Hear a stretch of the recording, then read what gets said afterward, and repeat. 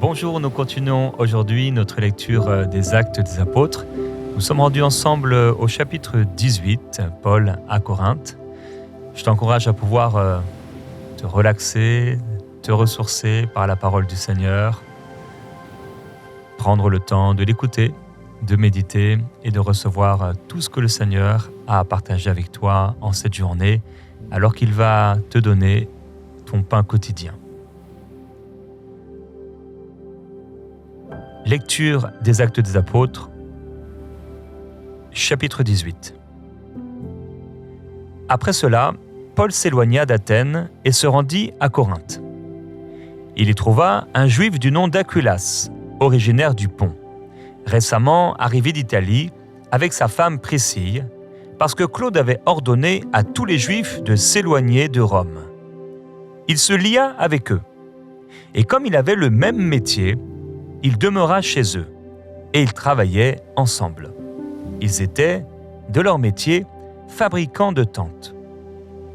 Il avait des entretiens dans la synagogue chaque sabbat et persuadait des Juifs et des Grecs.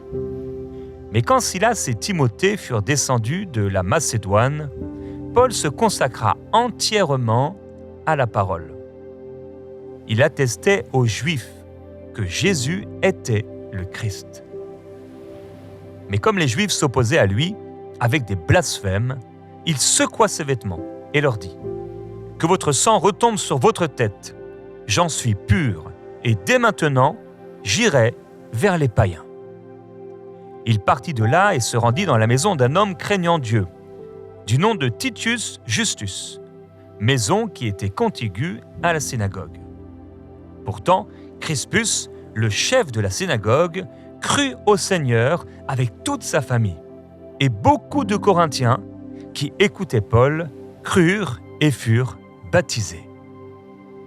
Le Seigneur dit à Paul en vision pendant la nuit : « Sois sans crainte, mais parle et ne te tais pas, car moi, je suis avec toi, et personne ne mettra la main sur toi pour te faire du mal, parce que j'ai un peuple nombreux dans cette ville. » Il demeura 1 an et 6 mois à enseigner parmi eux la parole de Dieu.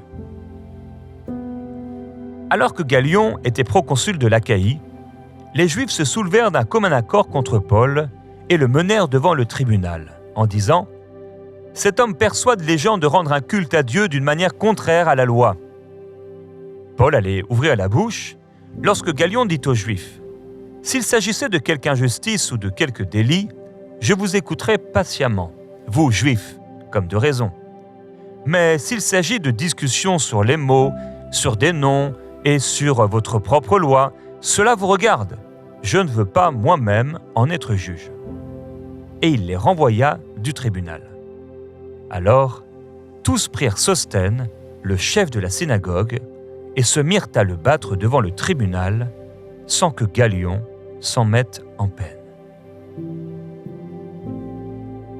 Paul demeura là encore assez longtemps. Ensuite, il prit congé des frères et s'embarqua pour la Syrie avec Priscille et Aquilas. Il s'était fait raser la tête à Sancré, car il avait fait un vœu. Ils arrivèrent à Éphèse, et Paul y laissa ses compagnons. Il entra dans la synagogue et s'entretint avec les Juifs, qui lui demandèrent de rester quelque temps. Mais il n'y consentit pas, et prit congé d'eux en disant « Il faut absolument que je célèbre la fête prochaine à Jérusalem. Je reviendrai vers vous si Dieu le veut. » D'Éphèse, il fit voile pour débarquer à Césarée. Il monta saluer l'Église, puis il descendit à Antioche. Après y avoir passé quelque temps, il repartit et parcourut successivement le pays de Galatie et la Phrygie, en affermissant tous les disciples. Un juif du nom d'Apollos, originaire d'Alexandrie, homme éloquent et versé dans les Écritures, était arrivé à Éphèse. Il était instruit dans la voie du Seigneur et fervent d'esprit. Il annonçait et enseignait avec exactitude ce qui concernait Jésus, tout en ne connaissant que le baptême de Jean. Il se mit à parler ouvertement dans la synagogue. Priscille et Aquilas, après l'avoir entendu, le prirent avec eux et lui exposèrent plus exactement la voie de Dieu. Comme il voulait passer en Achaïe, les frères l'y encouragèrent et ils y crévirent aux disciples de le bien recevoir. Arrivé là, il se rendit très utile à ceux qui avaient cru par la grâce de Dieu, car il réfutait avec vigueur les Juifs en public et démontrait par les Écritures que Jésus est le Christ.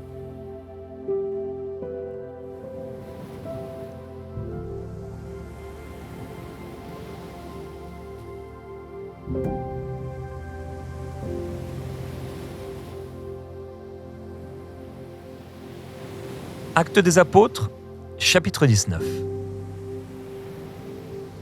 Pendant qu'Apollos était à Corinthe, Paul, après avoir traversé les hauteurs du territoire, se rendit à Éphèse. Il rencontra quelques disciples et leur dit : « Avez-vous reçu l'Esprit Saint quand vous avez cru ?» Ils lui répondirent : « Nous n'avons même pas entendu dire qu'il y ait un Esprit Saint. » Il dit : « Quel baptême avez-vous donc reçu ?» Ils répondirent : « Le baptême de Jean. » Alors Paul dit : « Jean a baptisé du baptême de repentance.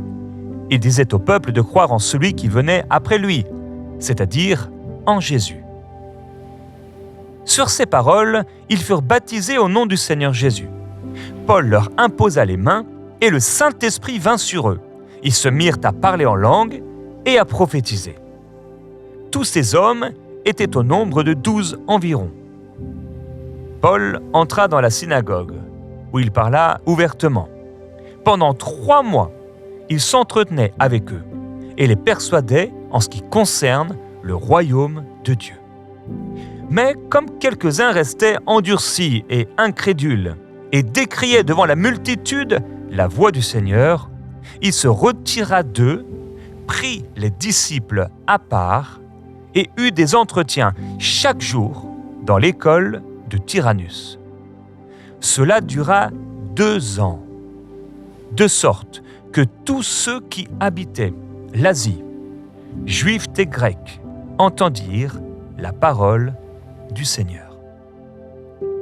Et Dieu faisait des miracles extraordinaires par les mains de Paul, au point qu'on appliquait sur les malades des linges ou des étoffes qui avaient touché son corps.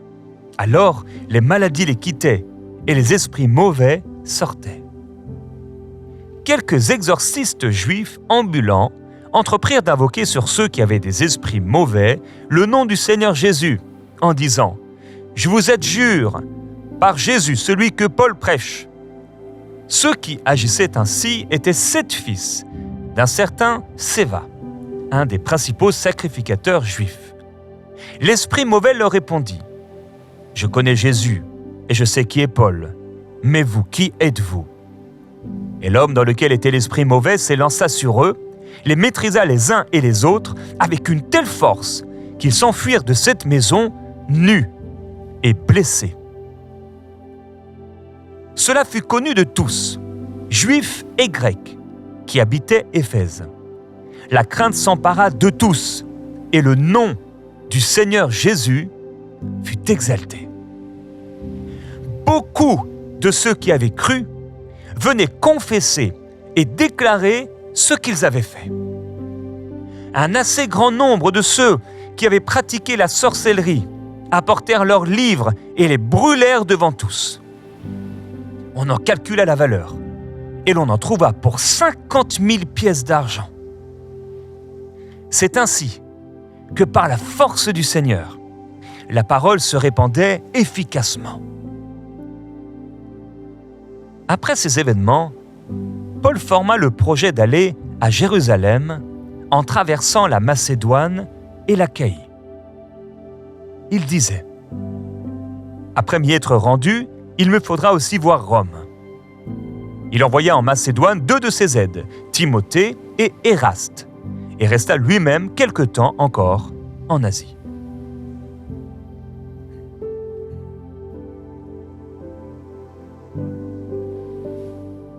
À ce moment-là survinrent des troubles assez graves au sujet de la voie du Seigneur. Un orfèvre du nom de Démétrius fabriquait des temples d'Artémis en argent et procurait aux artisans un profit considérable. Il les rassembla avec ceux du même métier et dit : « Vous tous, vous savez que notre bien-être dépend de cette industrie. Et vous voyez et entendez que, non seulement à Éphèse, mais dans presque toute l'Asie, ce Paul a persuadé et détourné une assez grande foule en disant que les dieux faits par la main des hommes ne sont pas des dieux. Cela risque non seulement de jeter le discrédit sur notre profession, mais encore de réduire à rien le temple de la grande déesse Artémis, et même de dépouiller de son prestige celle à qui toute l'Asie et le monde entier rendent un culte. » À ces paroles, remplis de fureur, ils se mirent à crier : « Grande est l'Artémis des Éphésiens !» Toute la ville fut dans la confusion. Ils se précipitèrent d'un commun accord au théâtre et entraînèrent avec eux les Macédoniens Gaius et Aristarque, compagnons de voyage de Paul. Paul voulait se présenter devant le peuple, mais les disciples l'en empêchèrent.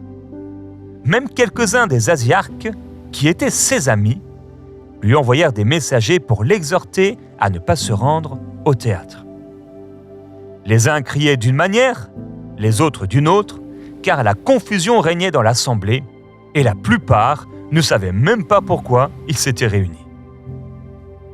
Alors on fit sortir de la foule Alexandre, que les Juifs poussaient en avant, et Alexandre faisait des signes de la main et voulait se défendre devant le peuple. Mais quand ils reconnurent qu'il était juif, tous crièrent d'une seule voix pendant près de 2 heures. « Grande est l'Artémis des Éphésiens !» Cependant, le secrétaire calma la foule et dit : « Éphésiens, quel est l'homme qui ne sait pas que la ville d'Éphèse est la gardienne du temple de la grande Artémis et de sa statue tombée du ciel ? Puisque cela est incontestable, vous devez vous tenir calme et ne rien faire avec précipitation. Car vous avez amené ces hommes qui ne sont ni sacrilèges, ni blasphémateurs envers notre déesse. Si donc, Démétrius et les artisans qui sont avec lui ont un grief contre quelqu'un, il y a des jours d'audience et des proconsuls qu'ils portent plainte. Et si vous avez d'autres réclamations, cela se réglera dans l'assemblée légale. Nous risquons, en effet, d'être accusés de sédition pour ce qui s'est passé aujourd'hui, puisqu'il n'existe aucun motif qui nous permette de rendre compte de cet attroupement. Cela dit, il congédia l'assemblée.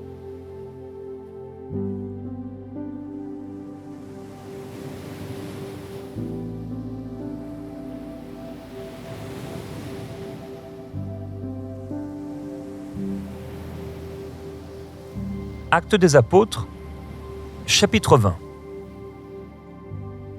Lorsque le tumulte eut cessé, Paul fit venir les disciples, et après les avoir exhortés, prit congé d'eux et partit pour aller en Macédoine. Il traversa ce territoire en adressant aux gens de nombreuses exhortations.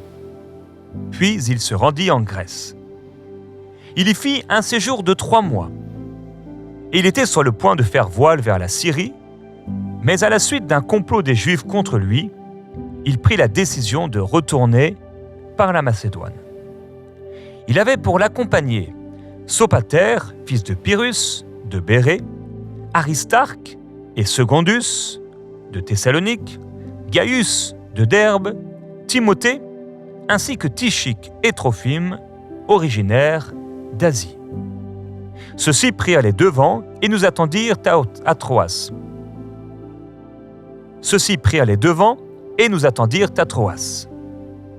Pour nous, après les jours des pains sans levain, nous nous sommes embarqués à Philippe, et au bout de 5 jours, nous les avons rejoints à Troas, où nous avons passé 7 jours.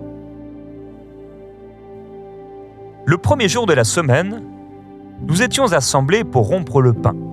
Paul, qui devait partir le lendemain, s'entretenait avec les assistants et il prolongea son discours jusqu'à minuit. Il y avait un assez grand nombre de lampes dans la chambre haute où nous étions assemblés.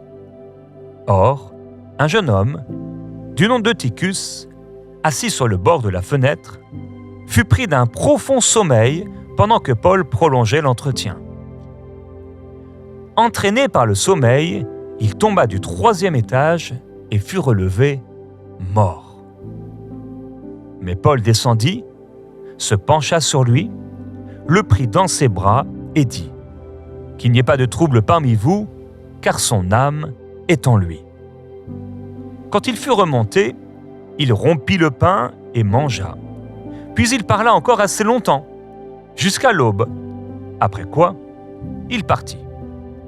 On ramena vivant le jeune homme, et ce fut une grande consolation. Pour nous, nous avons pris les devants sur le navire et fait voile pour Assos, où nous devions reprendre Paul. Ainsi en avait-il décidé, parce qu'il devait faire la route à pied. Lorsqu'il nous eut rejoints à Assos, nous l'avons pris à bord pour aller à Mytilène. De là, continuant par mer, nous sommes arrivés le lendemain devant Chio. Le jour suivant, nous touchions Samos, et le jour d'après, nous arrivions à Milet.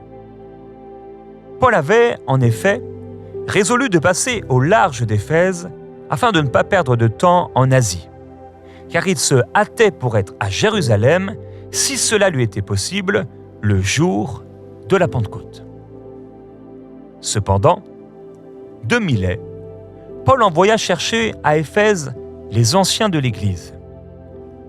Lorsqu'ils furent arrivés auprès de lui, il leur dit « Vous savez comment je me suis tout le temps conduit avec vous, depuis le premier jour où j'ai mis le pied en Asie. J'ai servi le Seigneur en toute humilité, avec larmes, et au milieu des épreuves que me suscitaient les complots des Juifs. Sans rien dissimuler, je vous annonçais et vous enseignais publiquement et dans les maisons tout ce qui vous était utile, en proclamant aux Juifs et aux Grecs la repentance envers Dieu et la foi en notre Seigneur Jésus. Et maintenant, voici que, lié par l'Esprit, je vais à Jérusalem sans savoir ce qui m'y arrivera. Seulement, de ville en ville, le Saint-Esprit atteste et me dit que des liens et des tribulations m'attendent. Mais je ne fais aucun cas de ma vie, comme si elle m'était précieuse. Pourvu que j'accomplisse avec joie ma course et le ministère que j'ai reçu du Seigneur Jésus, rendre témoignage à la bonne nouvelle de la grâce de Dieu. Et maintenant, voici, je sais que vous ne verrez plus mon visage. Vous tous au milieu de qui j'ai passé en prêchant le royaume de Dieu. C'est pourquoi je l'atteste aujourd'hui. Je suis pur du sang de vous tous. Car sans rien dissimuler, je vous ai annoncé tout le dessein de Dieu. Prenez donc garde à vous-même et à tout le troupeau au sein duquel le Saint-Esprit vous a établi évêque, pour faire paître l'Église de Dieu qu'il s'est acquise par son propre sang. Je sais qu'après mon départ, je sais que parmi vous, après mon départ, s'introduiront des loups redoutables qui n'épargneront pas le troupeau, et que, du milieu de vous, se lèveront des hommes qui prononceront des paroles perverses pour entraîner les disciples après eux. Veillez donc, en vous souvenant que pendant 3 ans, je n'ai cessé, nuit et jour, d'avertir avec larmes chacun de vous. Et maintenant, je vous confie à Dieu et à la parole de sa grâce, qui a la puissance d'édifier et de donner l'héritage parmi tous ceux qui sont sanctifiés. Je n'ai désiré ni l'argent, ni l'or, ni les vêtements de personne. Vous savez vous-même que ces mains ont pourvu à mes besoins et à ceux de mes compagnons. En tout, je vous ai montré qu'il faut travailler ainsi, pour venir en aide aux faibles et se rappeler les paroles du Seigneur Jésus, qui a dit lui-même: il y a plus de bonheur à donner qu'à recevoir. Cela dit, il se mit à genoux pour prier avec eux tous. Tous, avec de grandes lamentations, se jetaient au cou de Paul et l'embrassaient.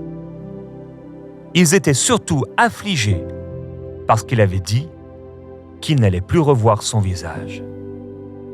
Puis, ils l'accompagnèrent jusqu'au navire.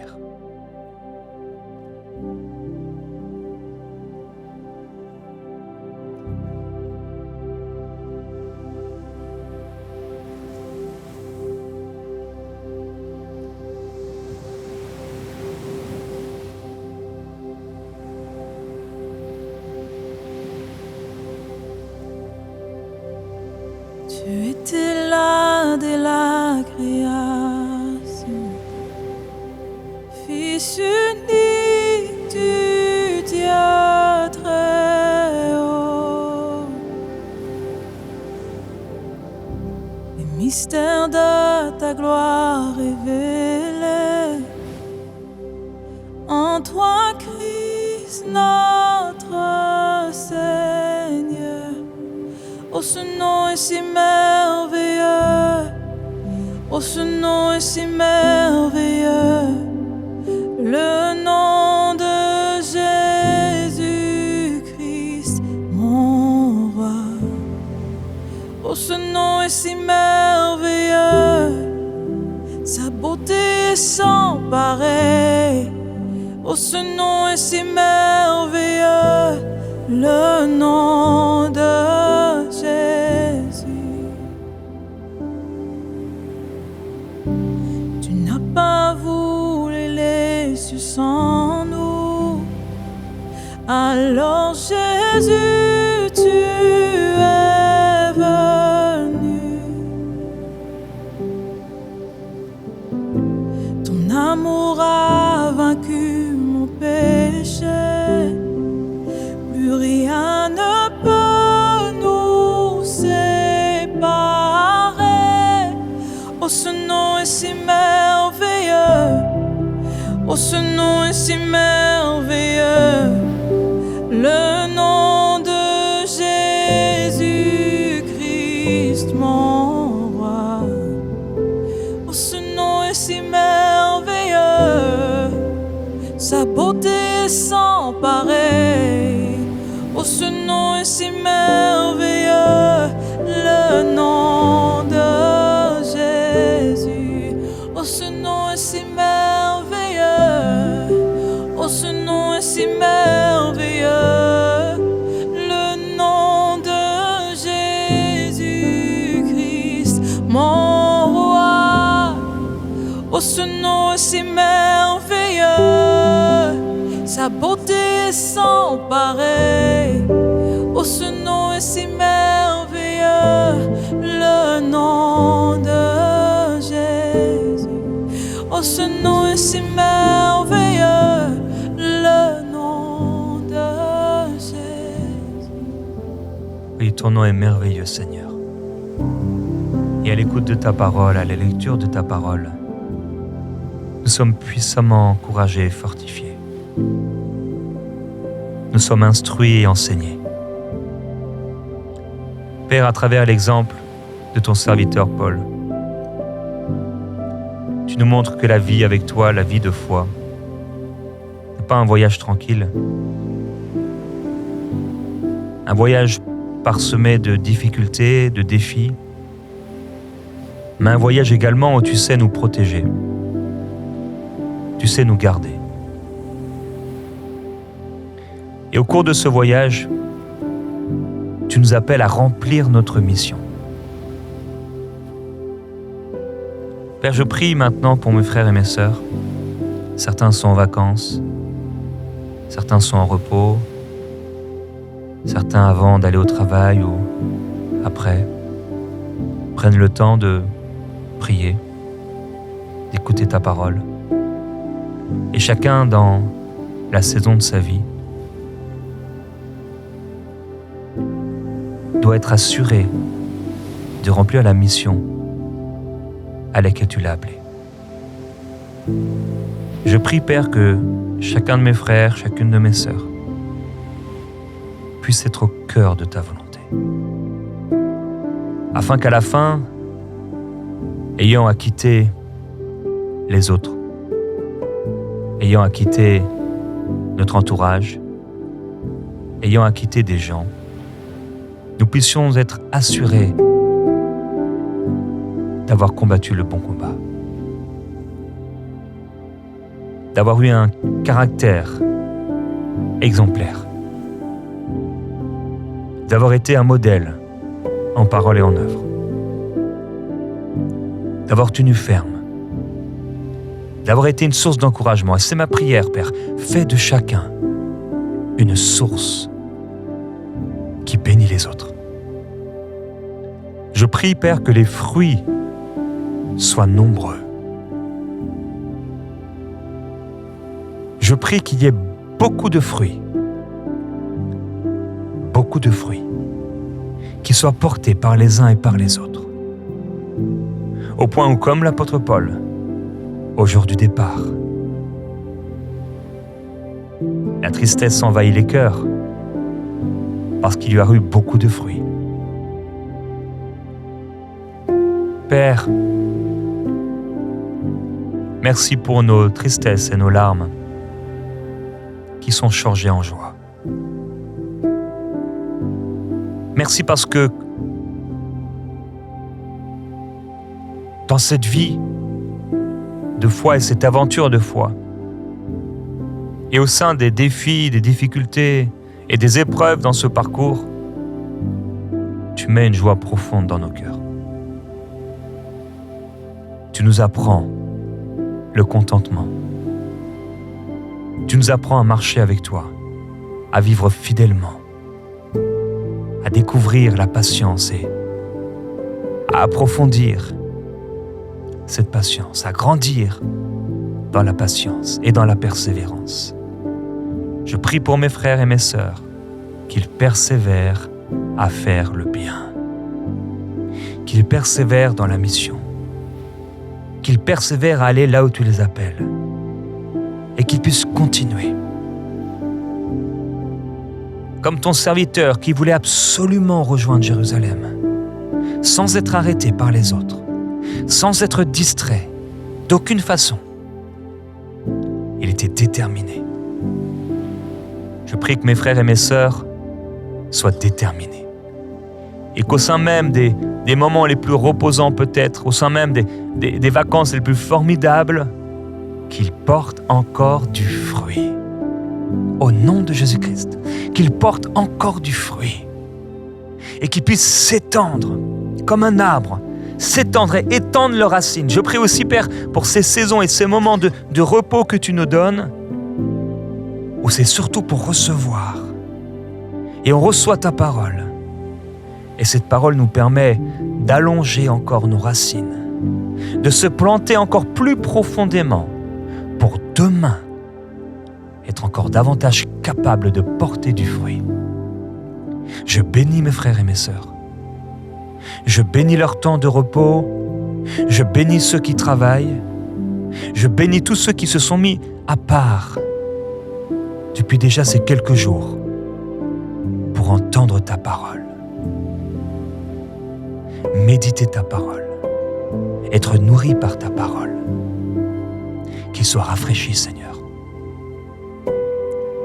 Qu'ils soient rafraîchis.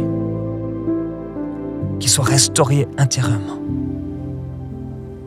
Qu'ils soient fortifiés. Fortifiés par rapport à l'appel. Fortifiés par rapport à la mission. comme Paul, qui avait un but et un objectif, et que rien n'arrêtait. Père, je prie que rien n'arrête mon frère et ma sœur. Aucune personne, aucun projet humain, aucune intempérie, aucun diable, personne. Qu'aucune barrière, aucune limitation, personne. Mais qui puisse courir la course jusqu'au bout. Et à la fin se tenir encore à genoux, prosternés devant toi. Père, jusqu'à ce jour où nous entendrons ta voix. Et tu nous diras, bon et fidèle serviteur, entre dans la joie de ton maître. C'est notre espérance glorieuse. C'est le sujet de notre foi. Et c'est notre attente. Nous t'aimons, Seigneur. Amen.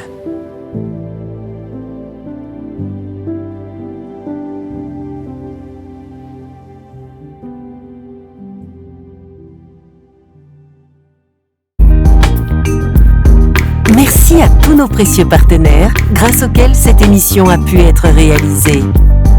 Vous aussi, rejoignez la grande famille des partenaires d'EMCI TV en faisant un don sur emcitv.com/don.